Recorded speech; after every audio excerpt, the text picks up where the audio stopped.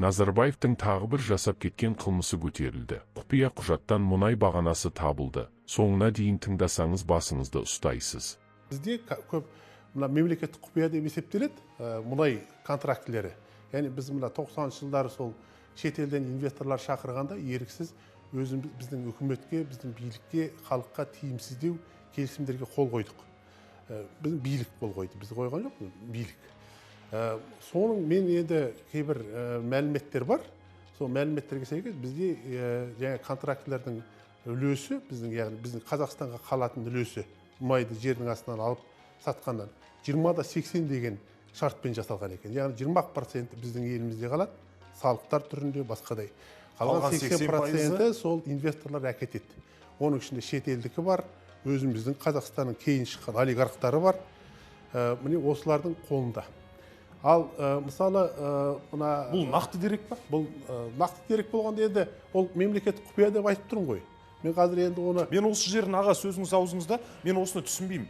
Біз Конституцияда айтамыз, Қазақстанның табиғи байлығы халыққа тиесілі деп айтамыз. Президенттің өзі де жолдауында жуырда айтады. Болды, жетеді. Енді Қазақстанның табиғи байлығы халыққа ғана тиесілі болу керек, бұрынғыдай болмайды деп айтады. Ата заңда солай жазылады да, бірақ заңнамалық тұрғыда халыққа тиесілі, бірақ мемлекет басқарады. Халыққа тиесілі нәрсе болса, біз оны Қытай ма, Ресей ме, америкалық па, Америка ма мұнайды игеретін инвестор мен Қазақстан арасындағы келісімнің қандай шарттар екен неге білмеуіміз керек біз? Неге ол құпия? Кезінде осыдан 20 шақты жыл бұрын арнайы мемлекеттік құпия туралы заң қабылданған. Соған сәйкес мұнай контрактілерінің мына үлкен түсті металдар өндіретін компаниялар, қара металдар, тау-кен өндірісі, Лисаковский, Соколовский, Старбайский, ГОК дейді. Үлкен Қазақстандағы хром өндірісі, цинк, алтын өндірісін өндіретін, мұнай, газ өндірісін өндіретін контрактілердің бәрін мемлекеттік құпия қатарына кіргізіп тастаған. Мен жаңа сөзімнің басында айттым, 20-80 дедік. Енді мен былайша айтқанда ресми емес, статистикалық, былайша айтайын, тәуелсіз экономистердің мәліметтеріне сүйеніп айтып отырмын. Кезінде Қанат Берентаев деген үлкен экономист кісі болған, тәуелсіз, ол кісі қазір қайтыс болып кетті. Сол кісінің жазған еңбектерінде айтылған ол мәселелер. Мемлекеттік құпияны мен біле алмаймын ғой. Мен соған сүйеніп айтырмын. Ал мысалы басқа елдерде, мысалы Венесуэла, Сауд Арабиясы, Араб Эмираттар мұнай өндіретін біз сияқты мемлекеттерде, оларда ең жоқ дегенде 40-60 шетелге инвестор, әйтпесе 50-50, тіпті кейбір мемлекеттерде 70-30 деген. Яғни 70% мемлекетте қалады, 30%-ін инвесторлар алады деген шартпен жасалған. Яғни біз 90-шы жылдары біздің билік деп айтайық, өзіне мына мемлекетке, мемлекет мүддесіне тиімсіздеу шарттарға қол қоюға тура келді. Оны қазір ол сұрақты ол кісілерге қойсаңыз, олар айтады, біз ол кезде шетелдік инвесторлар шақыруға мәжбүр болдық. Бізге шетелдіктер келмеді, бізді танымады, бізді білмеді.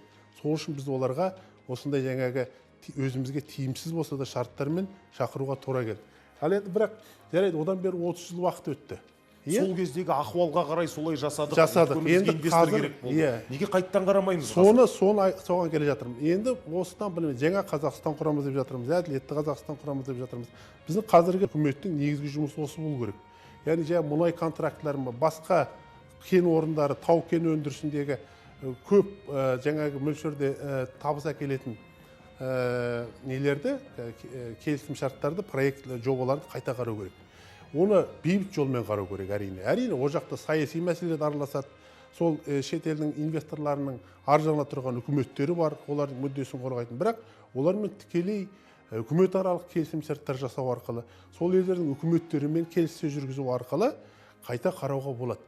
Бірден кардинальный жаңағы үлкен өзгеріс жасамасақ та, аздап үлесін ұлғайта береміз. Мысалы, Қазмұнайгаздың үлесі мұнай газ өндірісінде 18 емес, 18% емес. Бір жоқ дегенде бір 30%-ке жеткізсек те жаман болмайтын еді. Оған алтыққа бармайық, мысал келтірейін, Норвегия мемлекеті. Норвегияда мұнай газ өндірісі өте үлкен жолға қойылған. Оларда білесіздер, қазір ұлттық қорындағы қаражат, олар ұлттық қорын зейнетақы қоры деп атап қойған.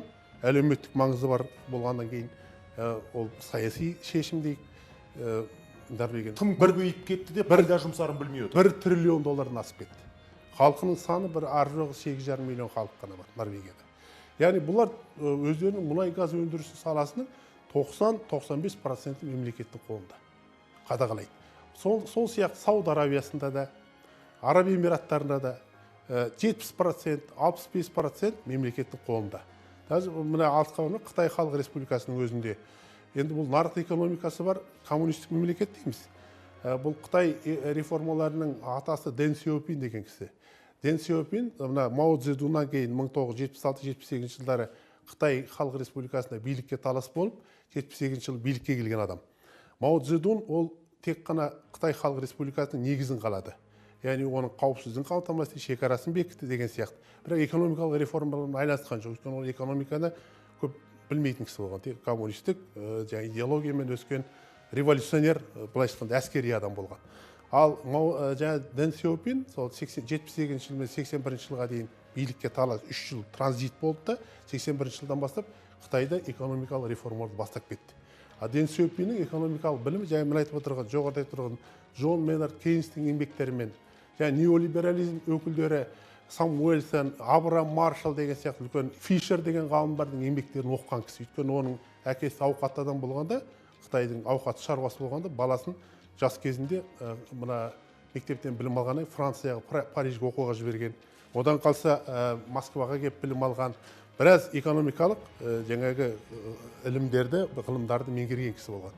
Сондықтан ол экономикалық реформаларға кірісіп, 1981 мен 89 жылдың аралығында 79 мен 89 аралығында 10 жыл басқарып Қытайды.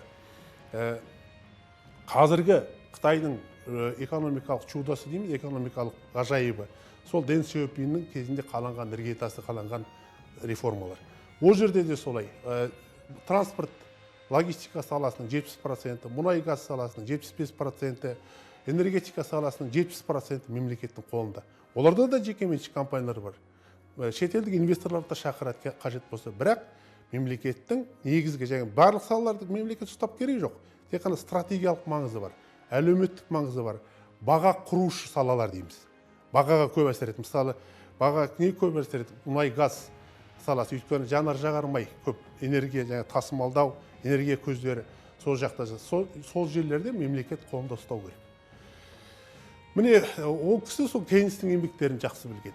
Дэн Сяопин. Кейін ол 89 жылы билікті еще келісім жасады, 10 жыл сайын ауыстырып отырамыз деп. 89 жылы Цзян Зимин деген кісіге берді.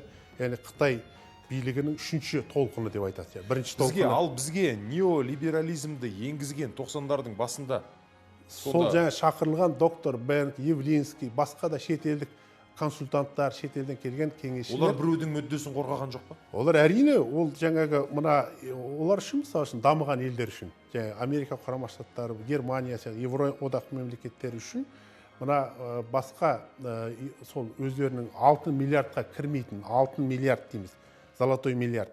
Сол алтын миллиардқа кірмейтін мемлекеттердің технологиялық жағынан, техникалық жағынан, ғылым, білім жағынан дамып кетуіне олар мүдделі емес. Олар бізге мына шикізат базасы ретінде қарайды көбінде. Әрине, ол дамып жатса, ол мемлекеттер оларға әрине жақсы. Бір жағынан оларға бәсекелестік те керек жоқ.